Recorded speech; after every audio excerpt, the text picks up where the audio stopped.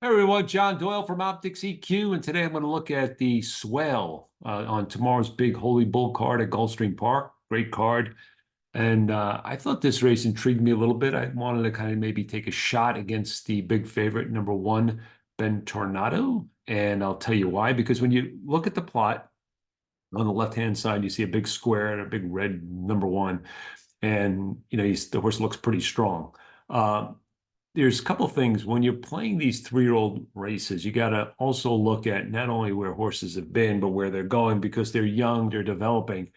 And that's why we also have notes as part of our product. So you want to look at both those things. And, sometimes with these races, you want to project a little bit, especially with these three-year-olds, especially early in the year when they really haven't established themselves yet as a three-year-old. It's sometimes you can get some opportunities. And I think this might be one. I believe number one is going to be bet fairly heavily in this race. He's 9 to 5 in the morning line, so he could even go below that. And there's some reasons why he might not be the best bet, and that's why I'm going to kind of cover this race. The first thing you look on when you look at the plots, you could see that we have a contention as a flame, and you could see all that kind of traffic. All the horses all down the line, the 2, 1, 3, 4, 5, 7, 6, all on a line there, and so the front end could get a little busy. The other thing is Ben Tornado is going to be breaking from the rail. Sometimes he doesn't break, so that's another issue. So we'll get into it when we look at his form. But the other horses that are squares in surface and distance that kind of pop are the 7, Legalize, and he's another one that might be a little bit soft, and we'll get into that. The number 6, Risk It, who's a horse that I'm considering strongly making a key in this race. And then the number 9 coming in from Parks is Frankie's Empire. So those are other horses that just kind of pop from a plot standpoint.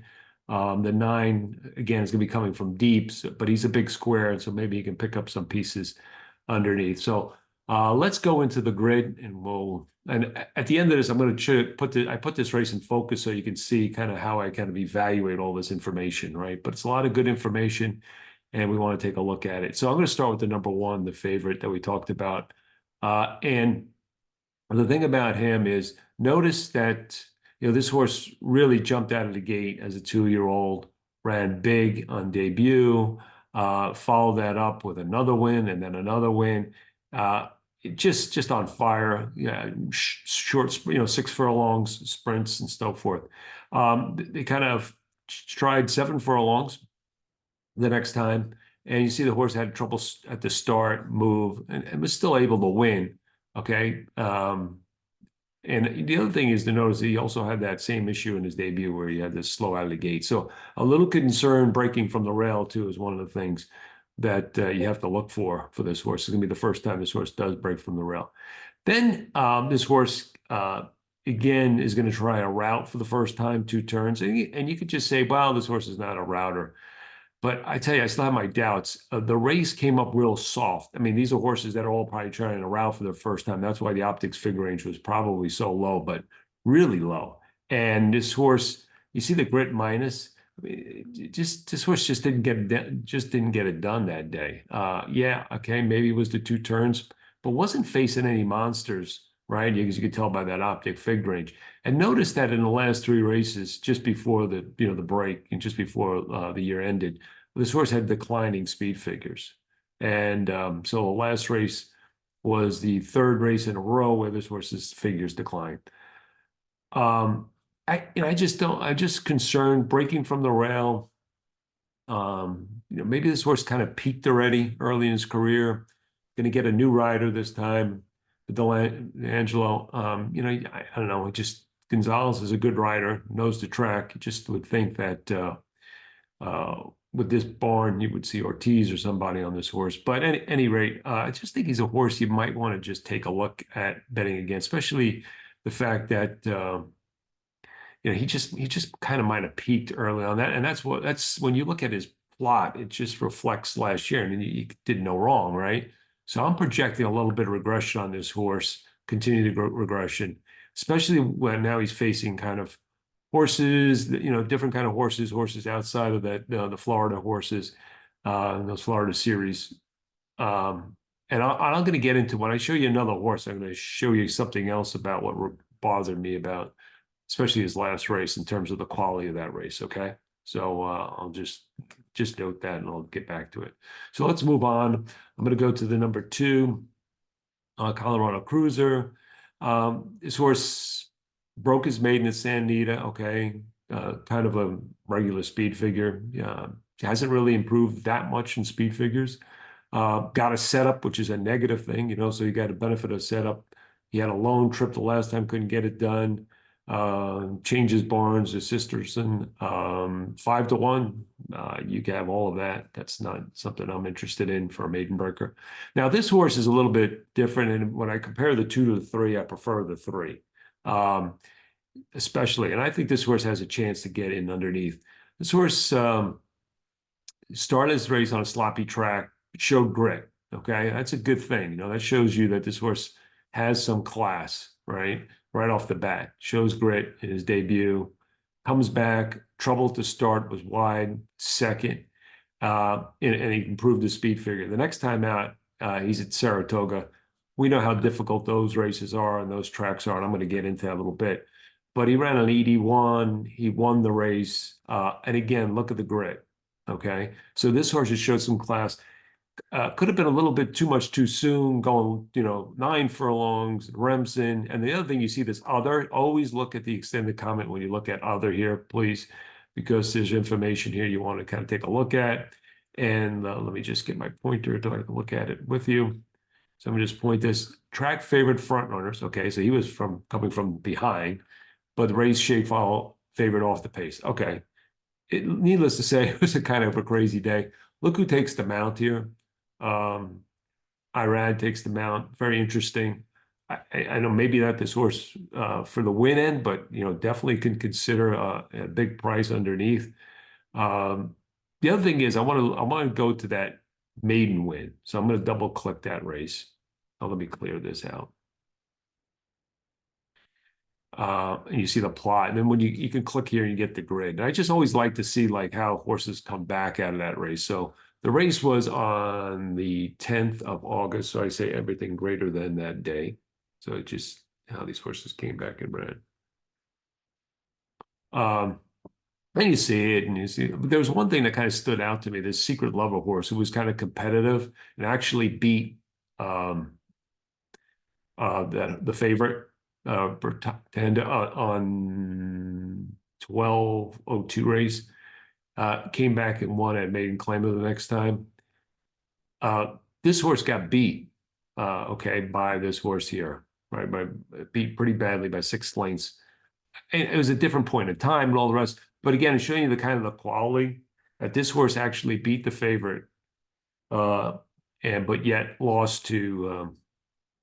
In his debut, lost to the horse that we're talking about, the number 3, Len Dom Bro. Okay, this gives you another perspective on maybe the quality of races compared to the Florida races early on in the 2-year-old season versus some of the races back east. Even though maybe they'll look like the same class, state versus maiden claimers, still something of note. Okay, so 3 is a logical exotics horse in my opinion.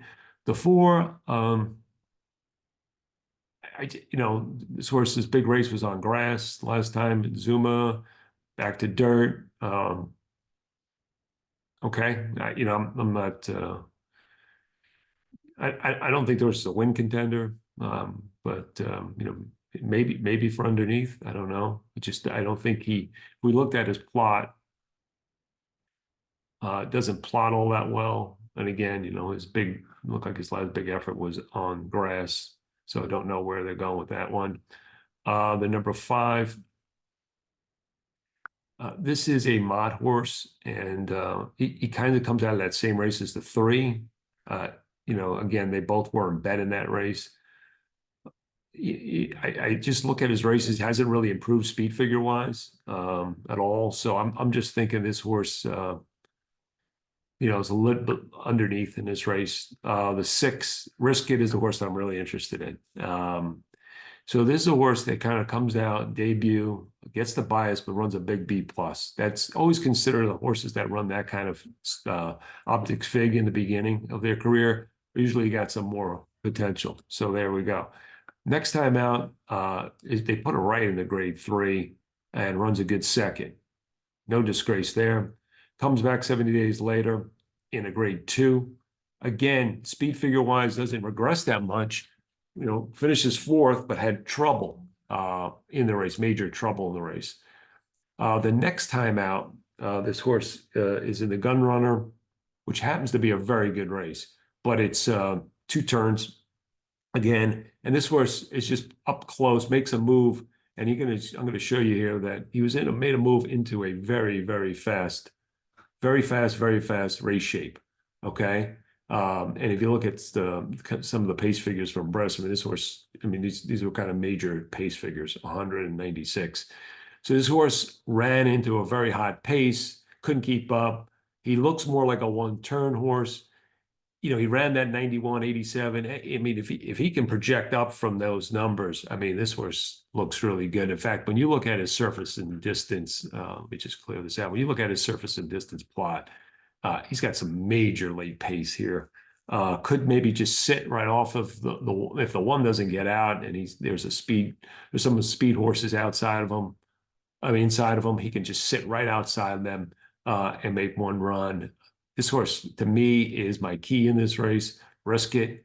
I just think that he's going to do what he's always wanted to do. One turn, class. He's got class, back class, and he's dirtied up by that run in the Gun Runner, which turned out to be a key race. Okay, so another thing going for this horse. Number 6, Risk It. Number 7, Legalize, is going to be probably the second choice.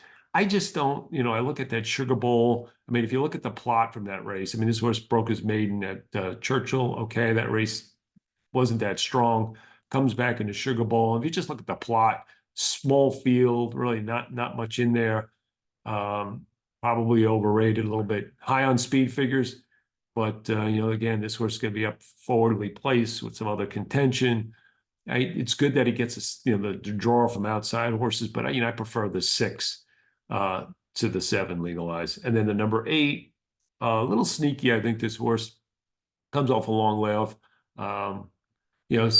Hasn't run a bad race. Kind of's got improving figures here.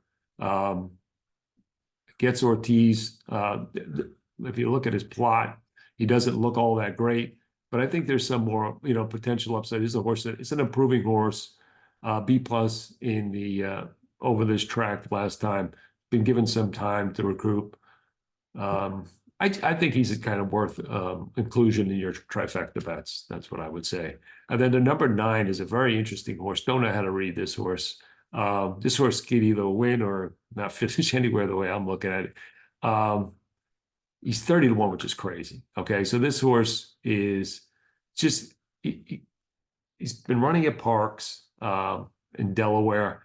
And he's got some pretty decent races. His last race was a monster race, but I'm just a little concerned that it was hard on him. He's coming back in 39 days, which isn't too bad. It's given him a little bit of rest, but he ran a hell of a race in that race. It's wide the whole way, moved, and was able to sustain his bid. It was an impressive race. Speed figure wise, he looks a little light, but again, he's had races where, he either didn't handle the mud, he was against very wide. He had a better than looked out for it. Yeah, so notes tells us the horse is kind of really more to this horse. So, I'm going to include this horse in my exotics. Definitely, he's a big price. And let's just switch over to how I kind of read this race by looking at my focus information.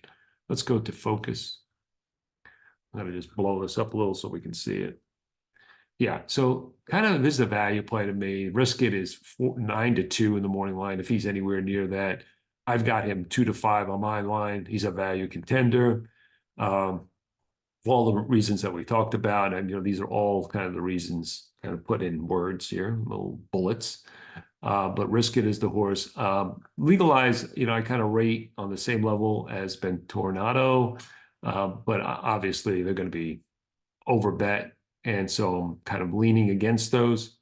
We talked about the 3, the Dom Bro as one of my trifecta horses, and also the 8. And then Frankie's Empire was the other horse that's really morning line just seems way too high.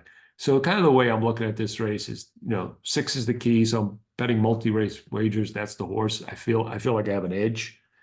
based on the morning line. Now that might change as the final odds, and look at the tote, make sure that you do your kind of adjustments here. I thought Frankie's Empire is an exacted choice, and maybe even the 3 and the 8 are possible exacts. I got them at try. You fiddle around, but to me, those 4 horses in some fashion are the value. Again, 6 more from the win end, and 7, 3, and 8 more from the exotic end. I hope that was helpful. It's an interesting race. I'm against the favorites, and maybe we can make some money in race 9 at Gulfstream on Saturday. It's the Holy Bull Day, and this was what race is this again? Yeah, it's the Swale. Okay, thanks a lot, everyone.